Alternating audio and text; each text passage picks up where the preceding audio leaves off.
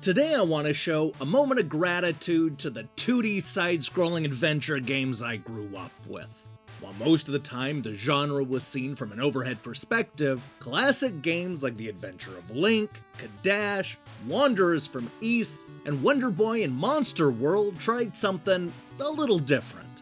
If you're a fan of this style of adventuring, then you're gonna dig Aggelos. This is not only an expertly constructed love letter to a very specific era of role-playing game, but also a great new quest filled with colorful 16-bit graphics, cool boss fights, and a whole bunch of varied stages to explore. Long live the side-scrolling adventure game!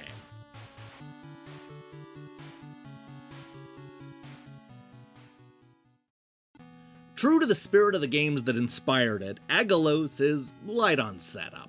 You play a young adventurer who wakes up with an overwhelming urge to travel west. He's not sure why, but there's something pulling him in that direction and he just can't say no.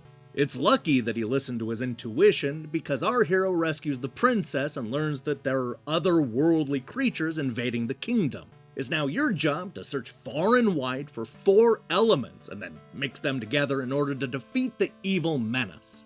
You do this by exploring large, connected worlds filled with little towns and mazy dungeons. Like a lot of games in this genre, this is the kind of quest where you'll scrounge around for items and powers that'll open up new areas that were previously off limits. Most of these powers tie directly into the elemental themes, such as throwing a fireball or creating a bubble of protection. We'll also find abilities that'll give us a useful upper thrust that can be used like a double jump, as well as a forward thrust that sees our heroes flying straight through all of the bad guys. And best of all, most of these elements have multiple uses. For example, instead of just throwing fireballs, you can also create portals with that power where you can bypass gates and other traps. Beyond the elemental abilities, the combat is a pretty straightforward affair. It's the usual hack and slash with the emphasis on collecting coins and buying new models. There's actually a pretty impressive amount of swords and armor to buy, including some with special abilities. I like how the bubble sword is just a regular bladed weapon on dry land, but shoots out these little bubbles underwater. You'll see similar advantages with the lightning sword and dragon sword, especially when they're taken outside of their normal environment. Speaking of which, Aggelos throws a lot of familiar settings at you. We've already talked about throwing bubbles underwater, but you'll also fight through the forest, in a volcano, up in the clouds, and even into an alternate dimension. Each of these levels concludes with a lengthy fight against a large and detailed boss. It's a formula we've seen plenty of times before, but it doesn't stop it from being satisfying. Unfortunately, the game is old school in some annoying ways. This is one of those side-scrolling adventure games where the combat is not just limited, but usually done at a close range. This meant that I was open to taking a lot of hits from the enemies, especially in the early sections when our hero is horribly underpowered. But I quickly realized that it didn't matter since the nearby checkpoints always refill your health and there are plenty of items you can buy in case things get really hairy. Even after spending 10 hours questing through the fantasy world, I accepted that the combat is gonna be a little messy. Now, part of the reason for this is because the gameplay isn't always great. It's not that the controls are bad, but they're a bit on the loose side. This very much feels like the 8 and 16-bit games it's mimicking, sometimes to a fault.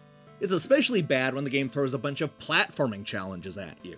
Abilities like the downward thrust and double jump should be easy to pull off, but they don't always work as advertised. And there's one move that works a little too well. I'm not sure if it's a bug with the PlayStation 4 version or if it's more widespread, but if you press the diagonal up left on the D-pad and then jump, you'll perform that upward slash. Now here's the thing, that doesn't work if you press up right. It's only when you're pointing left. The problem is that you'll often want to use the thrust as a double jump, but the game will perform the wrong move as a bug and screw the whole thing up. Look, this may not sound like a big deal, but it was the cause of more deaths than I care to admit. Thankfully, the gameplay issues didn't ruin my enthusiasm for Aggelos. I was still won over by the colorful world and authentic early 1990s graphics. It's one of those games that spends most of its time paying homage to the classics, but still manages to find ways of being unique and offering something a little different. If you were a fan of those old side-scrolling adventure games back in the day, then you're gonna find a lot to like in Aggelos.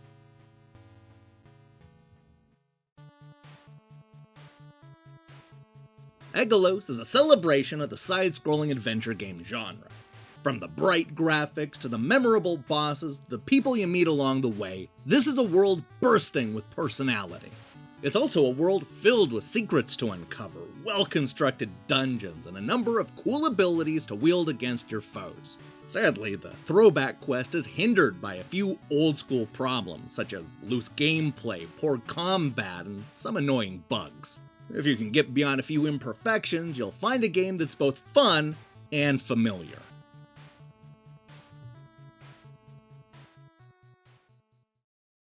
Hi, thanks for watching our review. If you liked what you saw here, then you should know that we post new reviews and features almost every day. Now here's the question I have for you. What old school genre should Joy Masher tackle next? They've already given us a ninja-style action game, a Castlevania clone, and now a run-and-gun shooter. So hey, what should they do next? Let me see your picks in the comments below. In other news, we'll be back shortly with a review of She Sees Red, followed by a new episode of Game Over, and the debut of The Cover Critic. In the meantime, I strongly recommend you click that subscribe button and support what we're doing here. Until then.